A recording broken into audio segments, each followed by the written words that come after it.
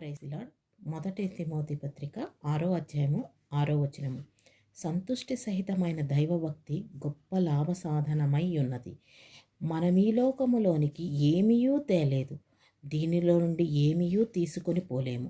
కాగా అన్నవస్త్రములు గలవారమై ఉండి వాటితో తృప్తి పొందియుందుము. ధనవంతులగుటకు ఆపేక్షించువారు శోధనలోను ఉరిలోను అవివేక యుక్తములను హానికరములైనను అనేక దురాశల్లోనూ పడుదురు.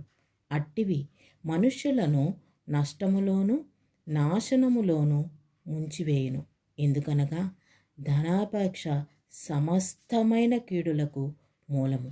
కొందరు దానిని ఆశించి విశ్వాసము నుండి తొలగిపోయి నానా బాధలతో తమ్మును తామే పాడు చేసుకొనిరి. మనము విశ్వాసంలో నుండి ఎప్పుడు తొలగిపోకుండా దేవుడు చెప్పిన